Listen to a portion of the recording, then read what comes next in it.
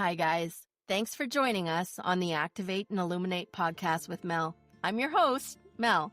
Together, we're going to be diving into some stories of ordinary people doing a little bit of extraordinary things. People who've maybe pushed their bodies, their mindsets, or maybe society's paradigms. So you're going to find yourself maybe wanting to laugh, cry, or even be inspired. We would invite you to share, like, and subscribe, to sign up for our newsletter as well on activateandilluminate.com. Now, just keep in mind that this information that you are going to hear is informational and educational for entertainment purposes only. This does not constitute professional advice of any kind. The views expressed are those of myself and guests only. Listeners are encouraged to seek professional and legal advice regarding their own situations. So, thank you for joining us. We appreciate your time, and thanks again for being here. Well, if you're here listening today, I think you are going to love who we have coming on. His name is Tony Chin. Now, I'm telling you, he has done something a little extraordinary. He has documented his mother's journey in a book called The Freedom Swimmers. Now, his mother swam a harrowing exit out of communist China quite some time ago, and he is sharing with us his family's legacy and why he's even here today. So this book, it's called The Freedom Swimmers, is something that I found personally just spellbinding. And so I tracked him down. It took me some time, but I tracked him down, and he's here with us to share his journey. Hello, everyone. Well, today I have the honor of being here with Tony Chin. Now, Tony has a fascinating family story that he has done what a lot of people with a family story haven't done, and that is basically freeze it in time so that all of us have the ability to read it and know how important it was.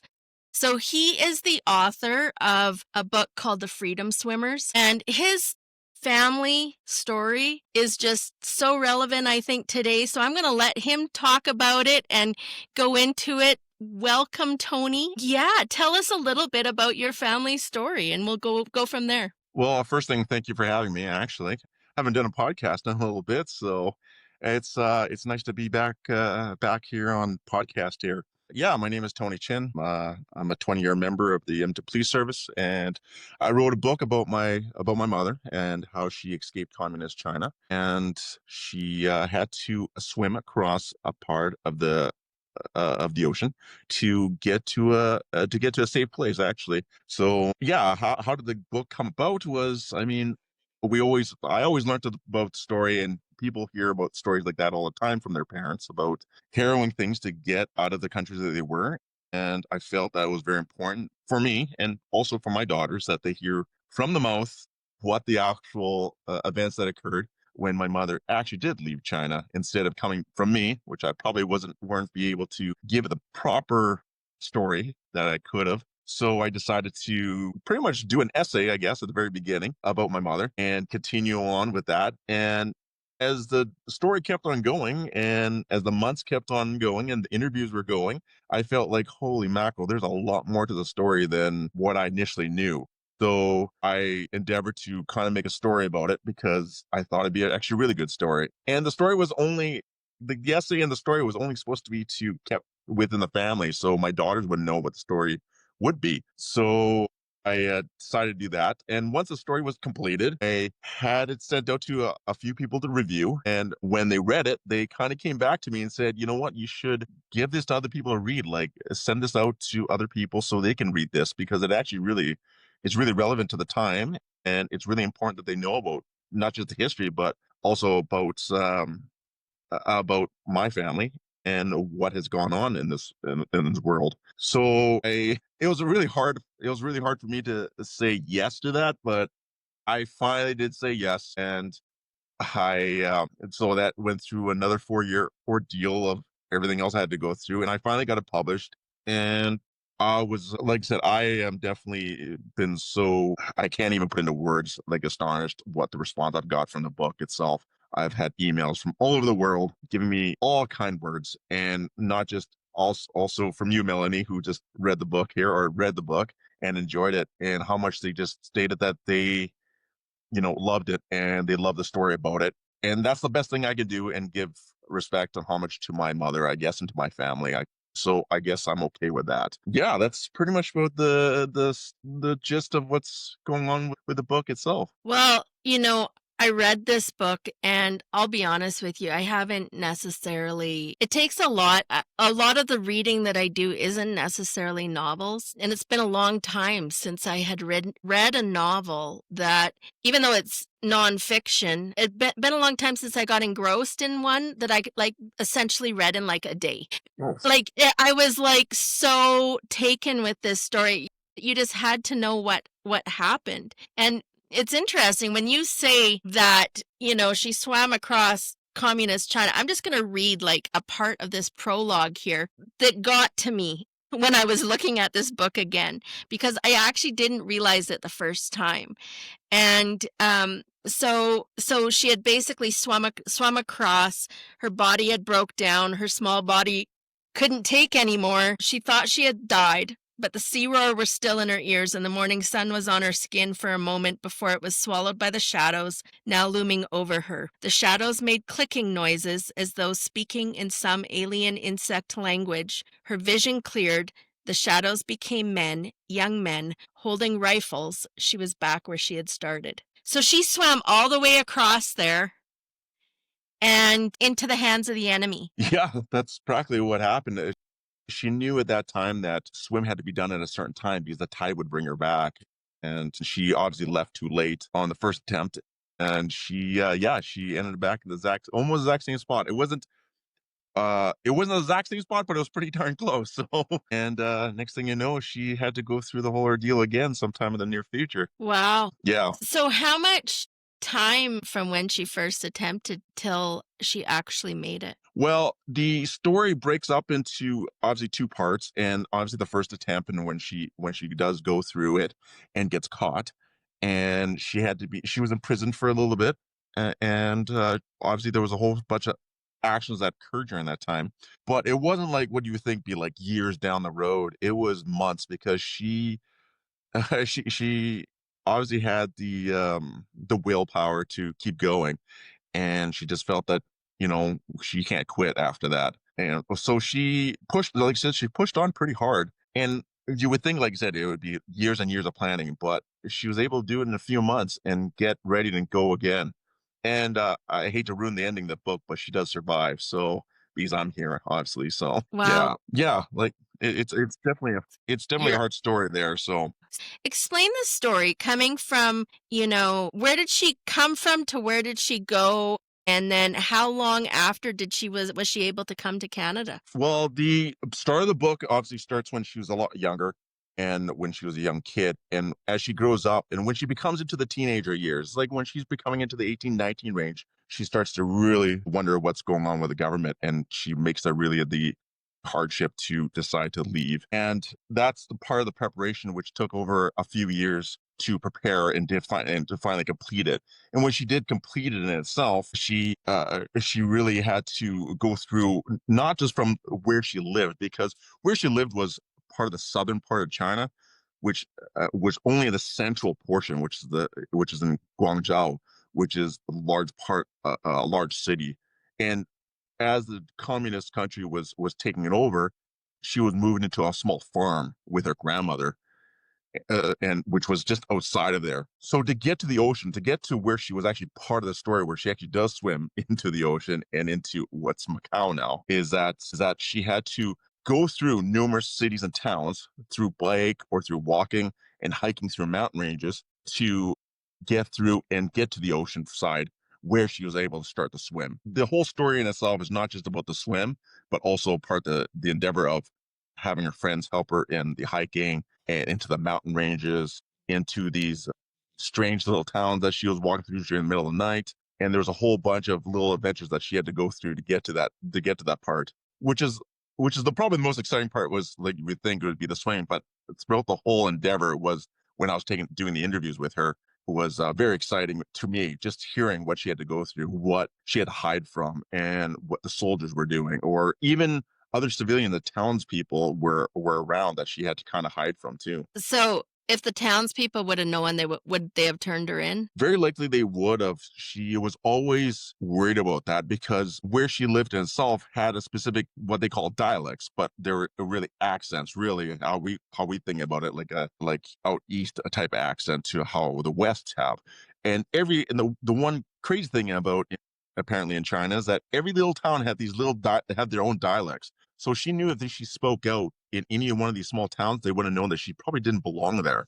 And a lot of the times the government controlled who was in these towns, who was in these cities, what was crossing into each border into towns. And even on the ocean front, there were guard fronts everywhere where she had to hide from the soldiers. So yeah, she felt afraid, and she was told through her friends not to speak when she was in these little tiny small towns. This episode brought to you by protandemcanada.lifevantage.com.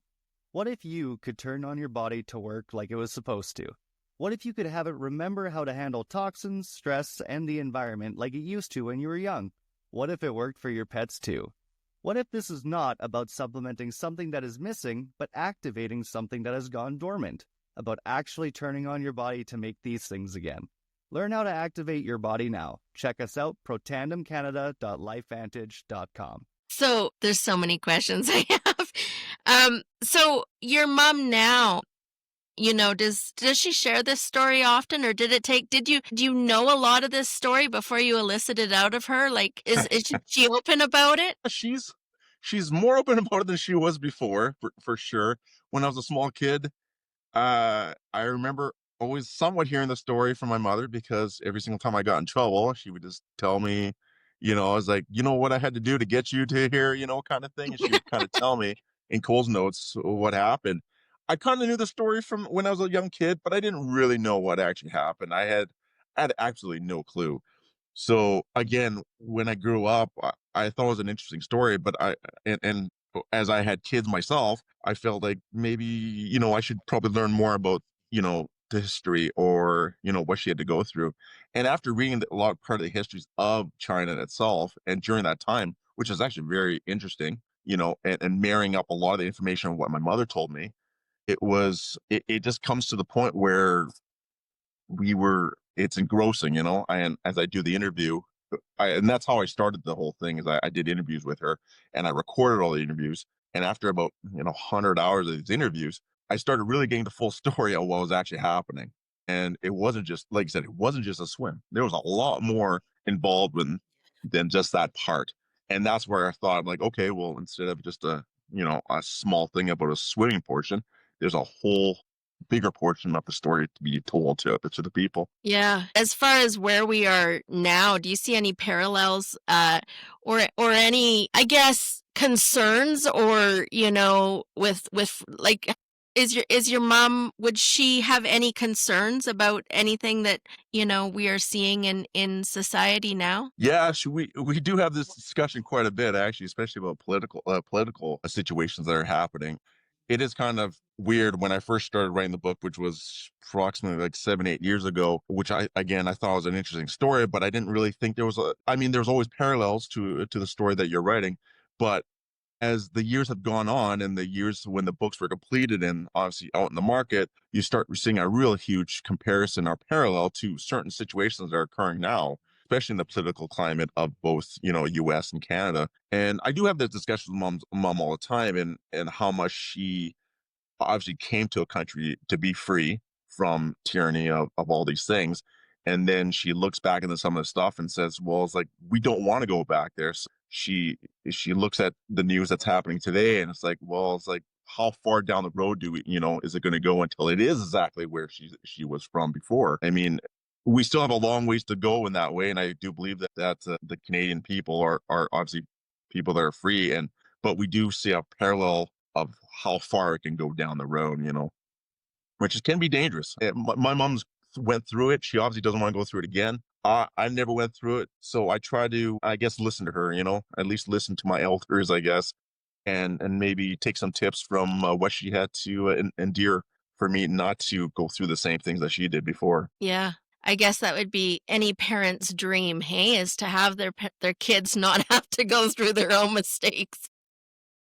Yeah, I think that's probably a good point. I made a lot of mistakes that they went through too, and now as a parent, I'm like, okay, I'm trying to tell my kids, but who knows if that actually will happen down the future with my kids. So, as far as the book is concerned, what is the most important part of it, do you think? Huh, man, that's actually a really good question. You know what? I really think for me personally, and I'll split this in two parts. I mean, for me personally, is to really listen to your parents and really understand what they had to go through. And it's not just my mother that went through something hard. There's a lot of parents of this era, and with what's happened in Canada in the history in the past, and in the U.S. or even other countries.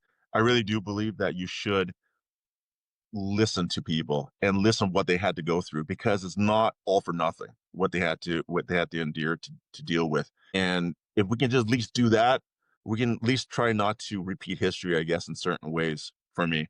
So that's the most important part for me. I mean, but the most important part for the book is really about loyalty and trust, and just to do the things that have to be done. I mean, my mother didn't know how the future what was gonna occur. She didn't know if she was gonna live or die, but she knew through her passion, her trust, and her honesty that she had to do something about it, and she did. And at least I have to give her props for that. And it's the one thing that I get out of it. I mean, at least she had the willpower to go through something that was really hard. And I'm hoping that as I go through life, I have the willpower to do something extremely hard too. And knowing that she had to go through it, maybe I can go through it too, and be successful. So if it's not in just business, or it's in writing a book, or if it's any other projects that I have, something that's hard, I at least have the willpower to at least do it. So, I want to talk about your willpower and some of the other things that you're doing. First of all, your mom, when she did this story and this book and what she accomplished and what she went through, did she live a life knowing that she had a way bigger purpose? Like, did she feel like like she had done this for a reason? Was she I guess the question I'm really asking is, did she go through life and parent you guys with this innate knowledge that she had come here, survived something incredibly hard, and was here for a reason? I always do wonder that to this day. I mean, I think she doesn't give herself enough credit, and I think she's a very humble person. So I don't know how much she thinks that she affected my life or a lot of other readers' lives in their own ways and in their own journeys. But I hope she does. I hope she does recognize that, and I hope if she ever watches this podcast, or she listens to so much reviews that I've gotten from the book in itself, that she does believe that what she has a higher meaning to just not just her, but to a lot of other people itself. I really do believe that she does, and I think a lot of other people do. I'm hoping that she's honest to herself and says in the future that it's like, you know what, I'm glad that she has two sons, and they're hopefully, I mean, we're both healthy and somewhat self-sustaining and successful. So I'm hoping she's proud of that, and she has four grandkids. So I think there's a higher meaning in having a family, and a larger family, which she may not have if she did stay or anything else like that too. So I think she does. I think she has meaning in family, and family is very important to us and for her too. So tell us about some of the other things that you're doing and some of the other things that you're involved in, and do you take this same, I guess, this same question and the same purpose of your mom's journey, and do you feel a sense of pressure or obligation to carry that forward in your own life? All the time. The pressure is actually extremely hard sometimes, because you never want to upset my mother. So she I mean, I had to make sure that the book was done right, and the book was done properly, because if the book and the story was really good, but the writing was really bad, I'd probably hear it from my mother. So, and I like to think so. I like to think I go through my life using her as an example. Probably not the best sometimes, but I do try. And yeah, it's important for me to put if I'm gonna do something, I would put all the effort I needed to get to be successful in it. And successful doesn't have to be just in the terms of money, or in terms of people reading it, or whatever. It's just my personal satisfaction that it's been completed, and to complete the best I can, not anybody else's satisfaction for that. Yeah, I mean, she has, obviously she's still present to this day, but I mean, in the future, and I'm hoping that I teach my daughters the same thing, and they use that as examples. Hopefully, in generations down the road, they will look at my mother as the shining example of willpower and hard work, I guess. So you compete in Brazilian Jiu-Jitsu. Tell us about that. Tell us what you have learned from Brazilian Jiu-Jitsu. Yeah, you know what? I started off probably about 14 years ago. It actually started as a joke, so it actually started as an MMA thing where I'm like, wow, why would anybody want to do this? It's kind of weird and crazy, And I was in a downward spiral with my life a little bit, with being a little obese, and having no willpower. And I had a close friend of mine at that time. I didn't know who he was, but he's a close friend of mine now. He says, "Yeah, you want to try Brazilian Jiu Jitsu and MMA?" And I did. He said, "I can teach you," and I said, "Yeah, sure, why not?" So, and the first day I did it, I fell in love with it, and ever since then, I've been doing it for the last 14 years. I'm a black belt under Pedro Lot, and I compete internationally. I've won two world master titles, one in Las Vegas and Wow. one in LA. And yeah, it's part of my life, and it's part of the things that I enjoy doing. And it's not just like you said. It's just like any other sport when it comes to like stress reliever or strength training or anything else. But to me, it's a mental thing where I'm totally engrossed with it, and I love it, and I just want to keep on going with it. What would you say to young kids that are thinking about getting into martial arts or into jiu-jitsu? What would you tell them? You know what? The hardest part of anything to do with martial arts is just getting through the door.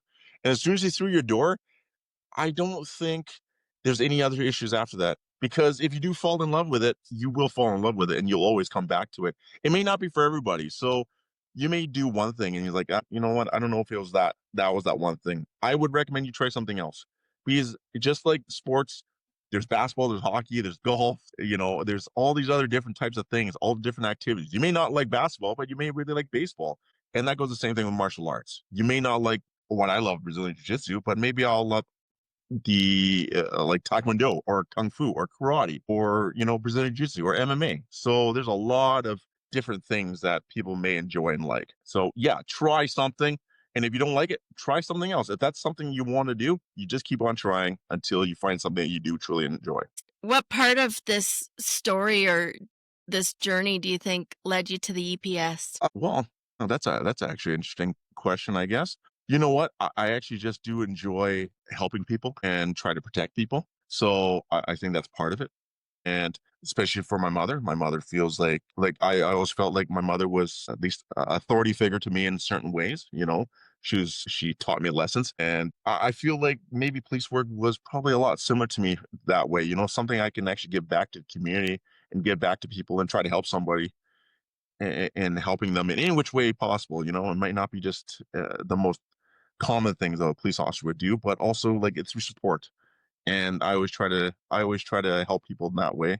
So I think that's actually a pretty relatable when it comes to about my family, but also about me. So I'm curious, did your mom ever have contact with any of her family back in China? Well, to this day, I mean, there was no more living members of her family in China anymore. Um, her brother, who also came to Canada, passed away about 5 years ago, which I was really close to. So her brother passed away from that, and she still has a sister in Oakland, and she had one sister in San Francisco. But there is no living members left in China for her. When she I don't want to ruin the end of the novel, but my mother's mother passed away while she was over here quite a while ago. So there is no living members of them living there anymore. There are a couple people in China during that time, which was approximately about a decade ago, who I tried to interview, and they were actually characters or people that were in the book, and we tried to get a hold of them, and we knew that they possibly still would be alive, but we were never able to get a hold of them. And all the other people that were in the novel in itself, we didn't really know who they were anymore because they didn't actually really give their real names to each other just for that specific purposes of being when they were caught. So they didn't know who they were. So when they were caught, two of them, we still don't know what happened to them to this day. So she has two sisters. Did they come over after her? Yeah, my sister was one of the youngest ones. My mother's brother, he was able to escape out of China through, which was a lot easier way, was he found a boat and he pretty much stole the boat and rowed himself into a different country. He kind of did the same thing because they were part of the same group of people. But yeah, he was able to get away by pretty much stealing a boat on the shoreline and then going away that way.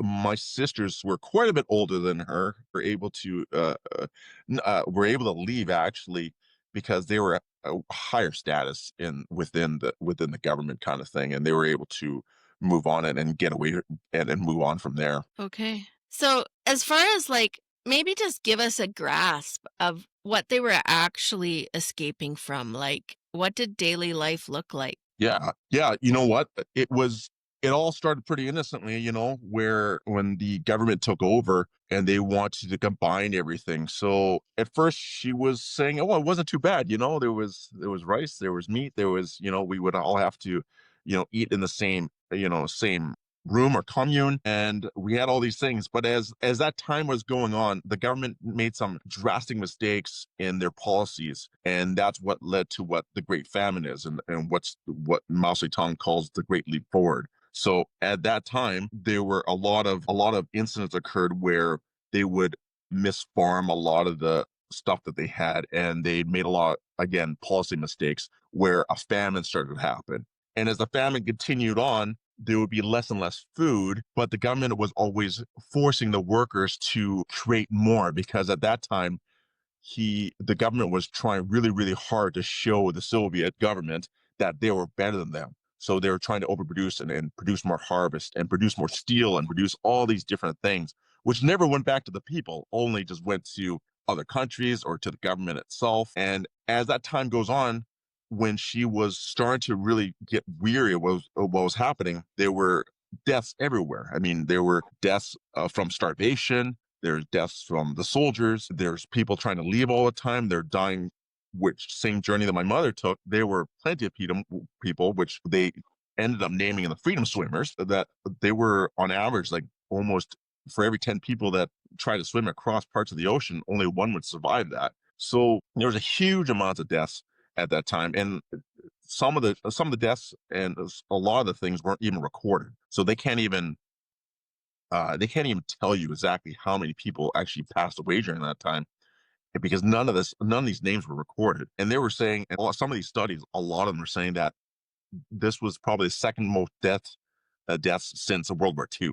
That's how many deaths actually did occur. But a lot of these were just swept under the rug because the government was like saying that everything was fine, but while everything was not fine. So, does the Chinese community here in Canada know about this book?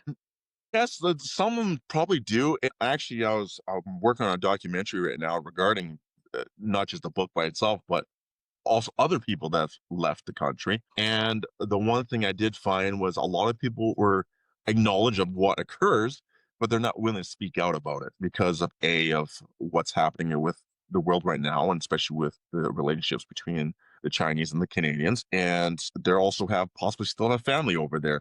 And they don't really want to really get tied up in certain situations like this where they may be recorded or speak up about it. There are a small group of people that are willing to talk about it, but a large majority of the people are actually still fairly um, quiet about it. They don't really want to talk about it. They may tell their kids or their grandkids, but they're not really public about it for sure. I've had spoken to probably about 50 to 20 people, all reluctant to share the story to the public, all willing to tell me personally what it was about. And my mom's pretty strong. And I don't know if she was reluctant or not, but she was forthcoming at the end about the story. And yeah, she's a big advocate of, again, freedom of speech and obviously, like I said, anti-communism, and like I said, just fighting for her rights. And like I said, she is a big advocate of that stuff. So, what would you say that Canadians can learn from this, and like the younger generation now, or even our generation? What do you think that that we should take heed from this? Well, I think there's a lot of messages. I mean, not including like which we already talked about willpower and hard work. I mean, I think we can instill the younger generation about that. I'm not saying that they don't have hard work or willpower, but I mean, I think back in the old days is probably even include like the farmers of the Canadian farmers back in the older days and how much hard work they had to go through to just get grains or to get grains of wheat or anything else like that. So I do believe like willpower and hard work are very good messages about it, but also the slippery slope of the government policies, you know, and just like how far are we willing to go in certain directions and to really question those abilities to make sure that our freedoms are still intact. And I think that's really important because we don't really, if you read the book and you read the end result of even though the book is truncated of the years that my mother went through, but imagine going through many years of situations like that and how far we started she thought it was, hey, everything was okay still, you know, it's not the best, to it's really, really bad. And how fast that slope really goes down and how far we're willing to go down that road. So I do believe that's a really important factor in this whole situation. And like I said, I really do believe that family values is an important thing too that's touched upon in the book because family is a really important factor in anything and to and including me to really just believe in, like I said, to really believe in the past and really believe in your parents' history and how those things that what they did affects you and their lives at this time. So everything in the book touches upon something what we have to go through now. Do you think our family values are under attack? Well, I think in some ways it possibly very likely can be. I mean, I I think like I do believe that we still have a lot of freedoms in this country that no other country has. So we're definitely grateful for that. It's just like how far we're willing to take it. And I'm not a huge political person. I'm not hugely on the right. I'm not hugely on the left, you know, but you got to take all these things. And I feel like I'm more in the center of everything, you know, common sense, you know, kind of thing. So I do believe that if we do some of the stuff that we do now and down the road and you kind of see where it could possibly be going, it might not be the greatest thing, you know? Maybe it's not something that we really want to do. And regardless of what you feel of your thoughts of what's happening, you know, for even the last week has been pretty politically crazy when it comes to all these different things that's happening, you know? Yeah, I feel like there's so much division. Did that happen in China as well? Were the people divided before was there a concerted, and I'm not necessarily relating what's happening here in Canada, but we see so much I feel like, people are just being shaken up and a lot of it isn't relevant. And so it's just for this public and this, it used to be that we wouldn't necessarily know and be incensed by something unless it was like, right here. And so now all of these different opinions and stuff, and you see people that, were friends that don't like each other anymore because they have different opinions and all the rest of it. So I guess what would you give as words of advice to stay away from any type of divisive type of tactics? Well, I can give you an example of the book where there were people always watching my mother and her mother during that time because they knew if they were instigators or people that are on the other side of the fence, they're willing to watch it because they're more of the government people, you know, and she's anti-governments. Yeah, I mean, how we have it, you know, how we see our world this day, I mean, which is very, like you said, divisive, and there's one way to another. From the examples I get and how when my mother talked about it, it was the exact same thing in certain ways, you know? And it's like, and how we talk about how relevant things are these days and how like so how divisive we are now. We look at what I think she went through. It was like it was the exact same thing. It was like there were people watching her. There, if she did something bad, they would report her to the government officials, you know, and they would be punished for all these things. Obviously, that's the extreme of that one side of the spectrum, but we can kind of see what's kind of happening now. I'm not saying it's going down that route, but I'm just saying how far does it go down that route that we do not want to have situations like that, and we always have to keep that in mind. And that's all I'm always saying is that you have to keep that in mind and the things like the outcomes that possibilities in the future. We definitely don't want to have a full government controlled or state controlled government where things are happening, but at the same time there are also bad things happening on the other end too. So we just want to be, like I said, more centralized in how we think, and just to be kind to each other. It's really pretty much all I have to say about that. It's like Yeah. we really could be kinder to somebody, to just everybody. It just seems to be everybody wants to be enemies with each other now. Yeah. I feel like there's been a lot of humanity lost. And really, I feel like, so much of, but yet we all have the same things. We all have the same wishes. We all, most of us have the same aspirations and different things. Yeah. So I think exactly like you just said, it comes down to us all being a part of humanity. What, uh, do you have any plans for this to be into a motion picture or movie? You're not the first person to ask about it. Actually, there's a few people that have asked about it, and I have been in talks with a few people actually regarding making a documentary or continuing on with the story in one way or another. There hasn't been any scripts for motion pictures of any sort. That'd be kind of a great idea, but nothing of that sort yet. But I do want to continue on with the story one way or another. And if it's not just about my mother's stories, about everybody, a lot of other people's stories too, and not just about my mother. And it'd be great, but nothing yet regarding a motion picture of any sort. What would be your mom's advice to most people now, do you think? You know what? Just like how she's been a pretty straightforward person, and pretty simple.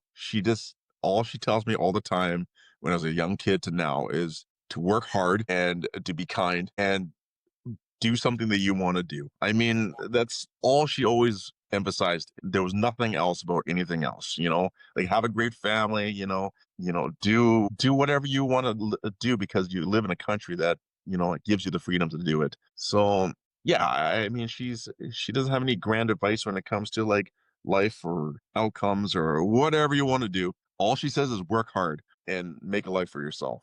That's it. I think that is like, if I knew all my children were succeeding and so happy in what they were doing, to me that is like the ultimate success. They're happy and they're doing something that makes them happy. It'll be successful in every stretch of the um I totally agree with you now. I mean, as a person that has younger kids, I can totally relate to that now. I probably couldn't relate to it about 15 years ago, but I could totally relate to it now. If my kids are successful and they're working hard, I can't be any happier. How old are your kids, Tony? One's 16 and one just turned 18 actually. So they're getting grown up now, but they're still young to me, I guess. Are they more scared of you or your mom? Well, they're scared of mom. That's for sure. I don't think they're even scared at all. So Well, it's been an absolute honor speaking with you about this. And tell us how people can get this book. We'll have links up in the show notes and stuff as well. But tell us where people can find this. If anybody has any things that they want to reach out to you on, how can people get a hold of you? Just let us know where you can be contacted and where we can buy this. well, you can get the book in any platform practically, and there is an audio book out on Audibles. So even if you don't like reading, you can listen to it in Audibles. You can pick it up in any platform. Amazon is the biggest platform for the book, so you can buy the paperback, the hardcover book, and the ebook in itself. You can also get it from the library. So if you go in any library, a lot of them do carry it, but if they don't carry it, they can always order it in. So I'm on the platform for the libraries for them to get it in, and they'll always order one in for that here. You can reach me at, well, Goodreads is a great platform where you can ask authors questions, and if you read the book and you like the book, please put a review in on not just Amazon but on Goodreads. You can reach me in there, and they send me private messages on that. And yeah, that's pretty much the only place that you can really get to it, but you can get the book pretty much anywhere. Well, lately, in the news and in different, things, we've had a lot of discussions about books in schools. My personal recommendation would be that we have this book, The Freedom Swimmers, available in all of our schools for, junior high and high school. And I would fully endorse that statement. Well, that is a suggestion, and it has been done for some book clubs, and some schools have done it during class. I've got one book report back. Actually, they did a book report on it with a presentation to the school. Then he sent me an email with the pictures of the whole thing, and which I was delighted to hear. So yes, that is a great suggestion. I would hope every school does read it and enjoy it, but also learn something from it too. So yes, that's a great suggestion. Well, Tony, thank you for memorializing your not only your mom's life, but so many others that, have done arduous journeys to, come to the land of milk and honey, as we say, but just telling a hard story. And I would say thank you to your mom and thank you for persevering and for doing what you had to do, even though it was hard, to on the promise of a hope of something better. So what what an amazing testament to doing hard things. Well, thank you very much. And like I said, I will relay that to my mother, and she would gladly hear that. And like I said, I'm very happy to be here, and thank you very much for having me. Yeah, you're so welcome. Before we jump off, is there anything else that you wanted to share or think that we missed on this? No, I think you touched on everything that's been great. I mean, like I said, just read the book, and if you do enjoy it, please put in a review. It's really important that we do get reviews on it, because the more reviews come in, the more it goes up in the algorithm, and the more people get suggested the book, and that's the most important thing. Well, thank you for everything that you do, Tony, and it's been a pleasure to be acquainted to you. Well, thank you very much.